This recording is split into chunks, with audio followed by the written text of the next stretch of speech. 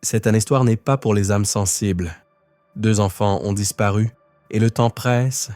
Imaginez une salle d'interrogatoire froide. Une machine à détecteur de mensonges bourdonne et la première question n'est pas « Où sont Lily et Jack ?» mais « Les avez-vous tués ?» C'est exactement ce que Daniel Martel, leur beau-père, affirme avoir entendu.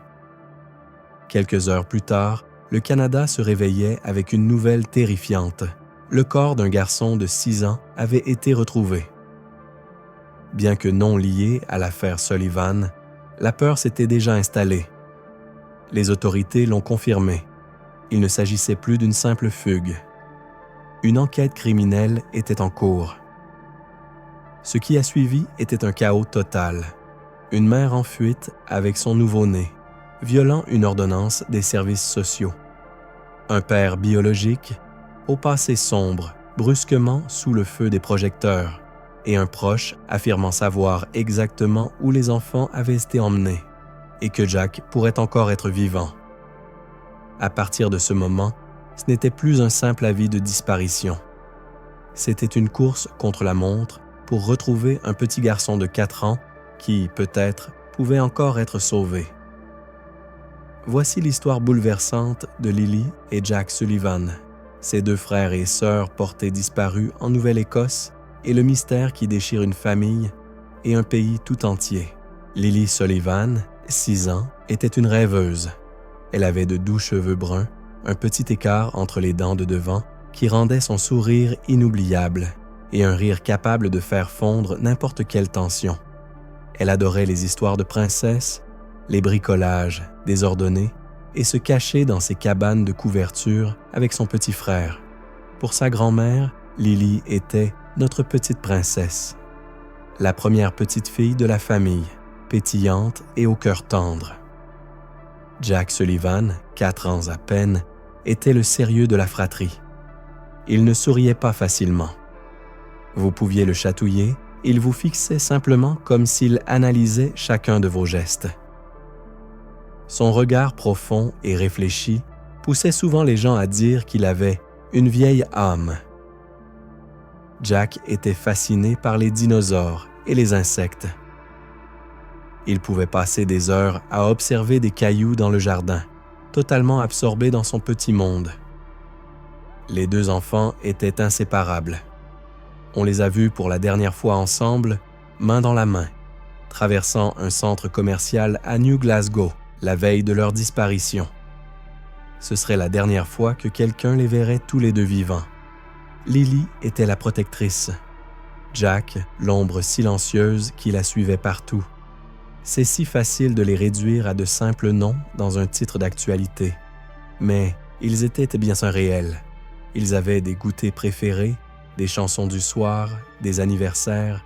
Ils avaient une mère qui leur lisait des histoires, une grand-mère qui pleure encore en parlant de leurs câlins et un père qui est parti. La dernière fois que leur grand-mère les a vus, c'était près de 2 ans avant leur disparition. Elle se souvient encore du visage grave de Jack et du bavardage enthousiaste de Lily à propos de l'école. Elle appelle ces souvenirs les derniers morceaux d'eux que je peux encore tenir dans mes mains. Et aujourd'hui, un enfant est peut-être perdu à jamais. Et l'autre, s'il est encore en vie, est quelque part, seul, sans sa sœur, dans un monde bien trop cruel pour quelqu'un d'aussi petit. Pour comprendre comment Lily et Jack ont disparu, il faut entrer dans l'intimité de leur famille, un système fracturé, fait d'amour, de ressentiment et de tensions enfouies que personne n'avait vraiment vu venir. Leur père biologique, Cody Sullivan, avait été présent autrefois. Mais lorsque sa relation avec leur mère, Malahia Brooks Murray, a pris fin, Cody a choisi de disparaître de leur vie. Quand Malahia a déposé une demande pour la garde exclusive, Cody aurait dit « C'est fini, je ne veux plus rien avoir à faire avec tout ça ». Il n'avait pas vu ses enfants depuis des années. Cela laissa donc Malahia comme seul responsable, élevant Lily et Jack aux côtés de son nouveau compagnon, Daniel Martel, le beau-père. À première vue, leur foyer pouvait sembler ordinaire, mais les fissures étaient là, prêtes à s'élargir. La propre famille de Malahia la décrivait comme douce, Réservée, une mère qui ne haussait jamais le ton. Mais après la disparition des enfants, les proches furent bouleversés par ce qu'ils découvrirent dans la maison. On aurait dit un campement, déclara un membre de la famille. Totalement négligé. Ce n'était pas la Malaaya que je connaissais. Les services de protection de l'enfance avaient totalement ouvert un dossier sur la famille plusieurs mois auparavant. Des inquiétudes avaient été soulevées concernant les conditions de vie des enfants. Les détails du dossier restent confidentiels, mais une chose est sûre, les autorités surveillaient déjà. Et pourtant, le pire s'est produit. Puis, un geste inattendu survint. Seulement un jour après la disparition, Malaaya quitta la maison, bloqua Daniel sur les réseaux sociaux et changea son statut de relation en célibataire. Peu après, elle s'enfuit du domicile de sa mère avec sa fille d'1 an, Mido, en violation directe d'une ordonnance de protection de l'enfance. Un geste que beaucoup considèrent aujourd'hui comme un acte de panique ou de culpabilité. Le gouvernement réagit rapidement. Mido fut placé sous la garde de l'État. En l'espace de quelques jours, Malaaya avait perdu ses 3 enfants.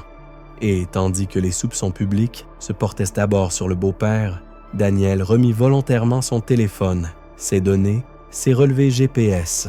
Il demanda même à passer un test polygraphique pour prouver son innocence.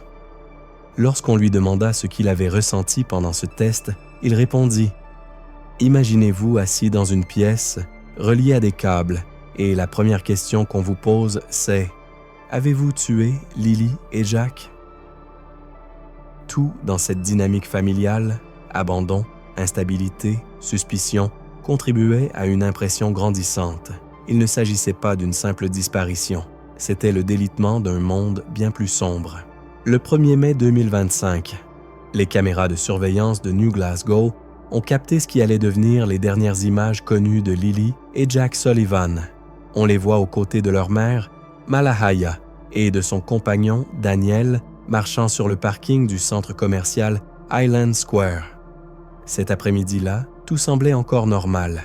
Mais moins de 24 heures plus tard, les enfants allaient disparaître. Au matin du 2 mai, la panique s'installe. Malaaya appelle les services d'urgence et signale la disparition des enfants. Elle raconte à la famille qu'ils se sont volatilisés plus tôt dans la journée. Mais en coulisses, quelque chose ne colle pas. Un vide de 20 heures entre la dernière apparition le 1er mai et l'appel au 911 reste inexpliqué. Les équipes de recherche envahissent la région. Des centaines de bénévoles fouillent les bois épais près de la maison familiale à Landown Station. Mais rien. Aucun soulier, aucun jouet, aucun bruit, aucune trace de Lily ni de Jack. Les autorités n'ont pas attendu pour réagir. Elles ont tout de suite classé l'affaire comme suspecte. Non pas à cause d'une preuve directe, mais à cause de ce qui manquait. Aucune observation crédible, aucun site d'accident, aucune piste. Les enfants s'étaient, tout simplement, volatilisés. Puis, une piste apparaît. Un membre de la famille affirme que des chiens de recherche ont détecté l'odeur des enfants au bord de la route avant qu'elle ne s'arrête net, ce qui suggère fortement qu'ils auraient été emmenés en voiture.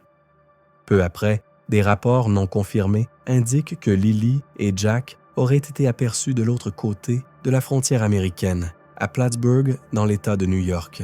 C'est à ce moment-là que Daniel, le beau-père, commence à sentir le poids des soupçons. On lui demande de passer un test polygraphique. Il réussit, mais les questions posées le laissent le bouleversé. Êtes-vous complice de meurtre? Savez-vous comment les enfants sont morts? À aucun moment, les enquêteurs ne lui demandent s'ils étaient simplement perdus. Chaque question supposait qu'ils étaient déjà morts. Au cœur de ces événements, Malaaya prend la fuite. En pleine nuit, elle quitte la maison de sa mère avec sa fille d'1 an, Mido, en violation directe des ordres de protection de l'enfance. Les services sociaux tentent de l'arrêter. En vain. Peu après, les autorités prennent Mido en charge. Malaaya se retrouve sans aucun de ses enfants. Et puis, quelques semaines plus tard, la tragédie frappe de plein fouet. Le corps d'un garçon de 6 ans est retrouvé à Cold Lake, en Alberta. D'abord, la panique envahit le pays.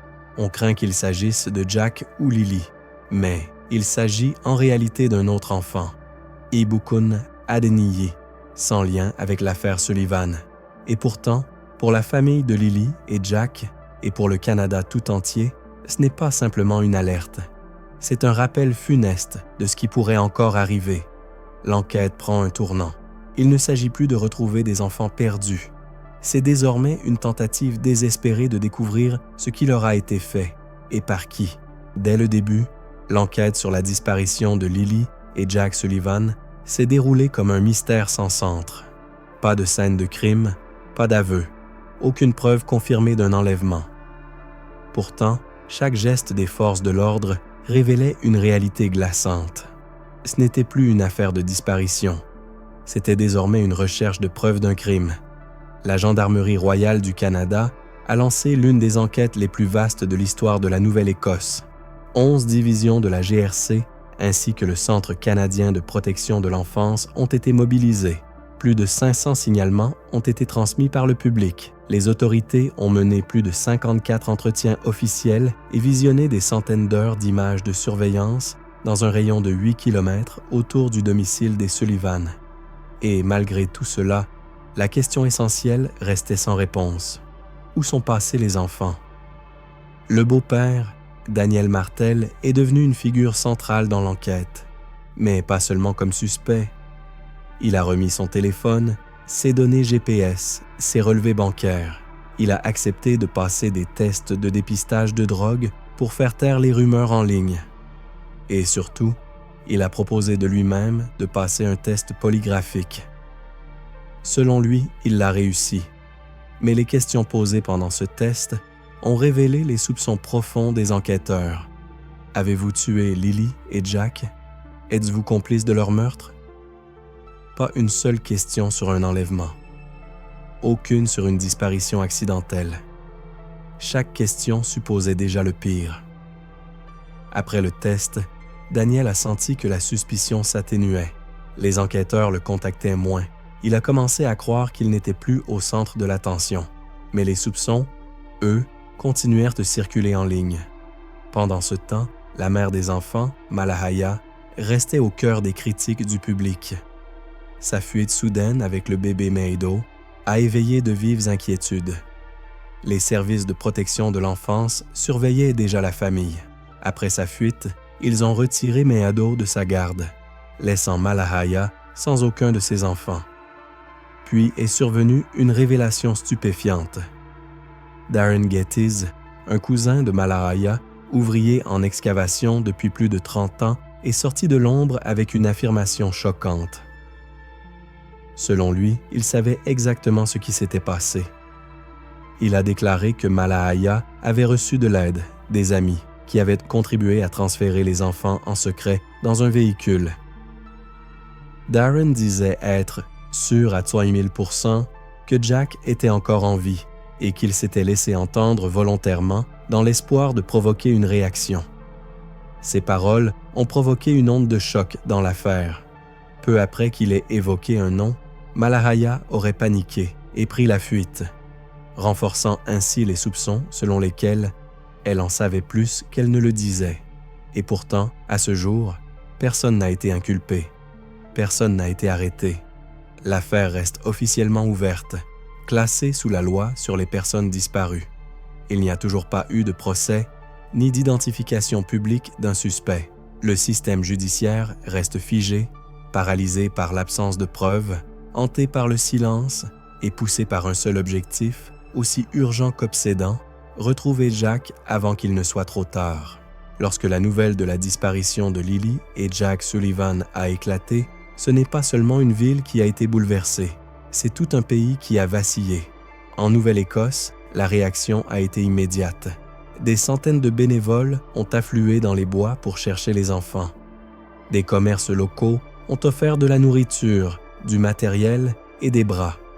Des inconnus se sont tenus aux côtés des proches, en deuil, animés par un même espoir fragile, celui que Lily et Jack s'étaient simplement égarés et qu'on les retrouverait vite. Mais cet espoir s'est lentement transformé en horreur. Lorsque les autorités ont annoncé qu'il ne s'agissait plus d'une simple disparition, mais bien d'une enquête criminelle, tout a basculé.